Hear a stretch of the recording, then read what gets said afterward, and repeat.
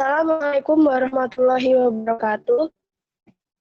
Sebelum kita memaparkan materi mengenai kualitas pendidikan melihat dari survei PISA tahun 2000 sampai tahun 2012, perkenalkan saya memperkenalkan anggota dari kelompok 7. Pertama yaitu ada Sarah Anggita, yang kedua Cahaya Fathia Diti, yang ketiga Devri Maulana, yang keempat Surya Prakash Haryo Yudanto, dan yang kelima saya sendiri Febriani Naharia Novika Intan. Kita langsung saja masuk dalam pemaparan materi.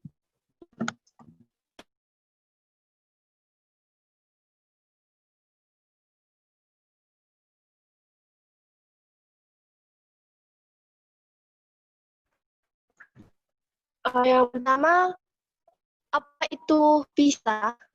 PISA merupakan program dalam rangka untuk memperoleh informasi yang akurat mengenai mutu pendidikan dan sistem pendidikan yang berlangsung di berbagai negara yang dilakukan melalui studi internasional.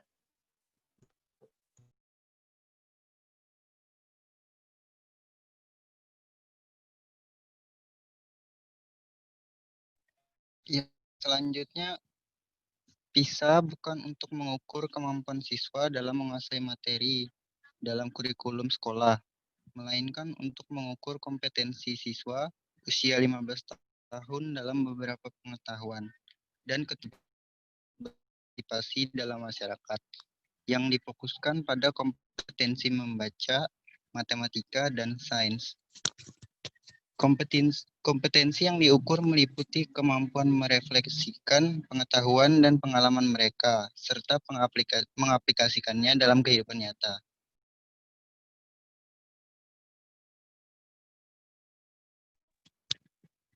Latar belakang dari PISA terdapat pada gambar 1.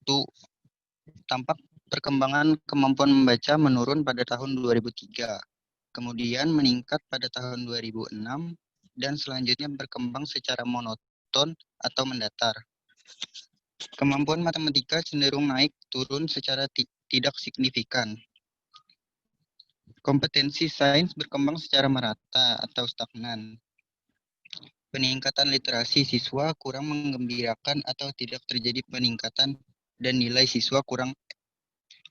tersebut masih jauh dari nilai tertinggi di atas 600, sebagaimana terlihat.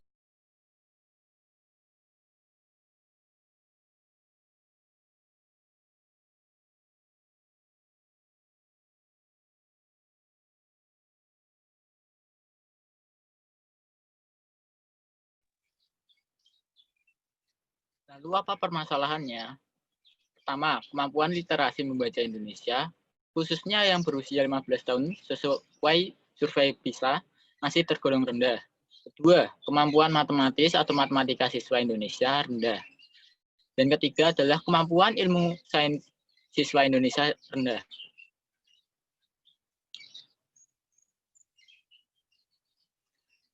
Mengapa ini bisa terjadi? Yang pertama, kebiasaan atau budaya literasi membaca yang baru dimulai saat sudah memasuki sekolah menengah, SMP, SMA, atau SMK. Dua, kurangnya sosialisasi budaya literasi pada siswa sejak dini. Hal ini menyebabkan rendahnya budaya literasi pada siswa Indonesia. Yang ketiga, mindset yang ada sejak kecil yang menganggap matematika dan itu sulit. Keempat, faktor lingkungan seperti keluarga atau orang tua yang latar belakangnya tidak menempuh pendidikan atau hanya lulusan jenjang SD, maka orang tua juga akan kesulitan mendidik anak dalam 3 hal, literasi membaca, matematika, dan sains. Yang kelima, anak beranggapan bahwa guru matematika atau IPA terlalu ribet dalam mengajarkan suatu materi hingga 2 kriteria, matematika dan sains, dianggap tidak menarik bagi dan sulit bagi anak.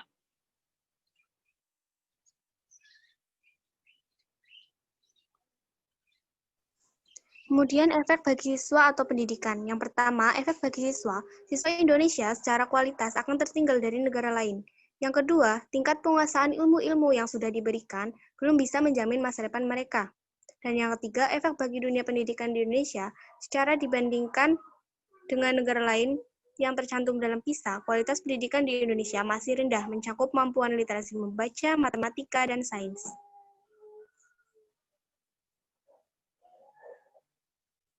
Solusi, yang pertama solusi untuk kemampuan literasi membaca. Budaya membaca atau literasi sebisa mungkin dimulai dari keluarga, tidak hanya dibebankan dalam instansi pendidikan. Budayakan literasi pada jenjang pendidikan yang paling rendah, seperti PAUD, TK, SD, dan seterusnya. Yang terakhir, lakukan aktivitas literasi secara rutin dan mendalam setiap minggunya di setiap jenjang pendidikan. Kemudian solusi bagi kemampuan matematika yaitu yang pertama, beri motivasi pada anak sejak kecil bahwa matematika itu menyenangkan. Kemudian, beri pengaplikasian matematika pada kehidupan sehari-hari, seperti menghitung jumlah permen, mengukur panjang kamar mereka, dan sebagainya.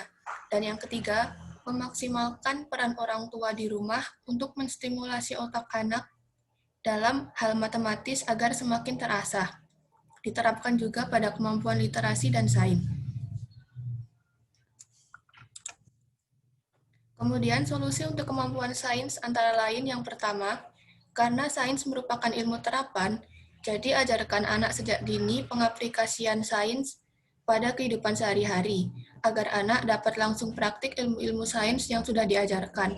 Pembelajaran sains berbasis pengalaman agar ilmu akan lebih mudah diterima oleh anak. Kemudian, tidak melulu soal memberikan teori-teori saja, namun juga praktik yang membuat anak lebih tertarik pada sains.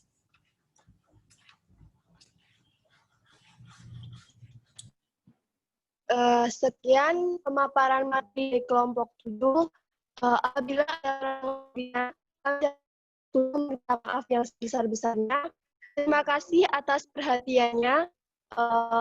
Assalamualaikum warahmatullahi wabarakatuh.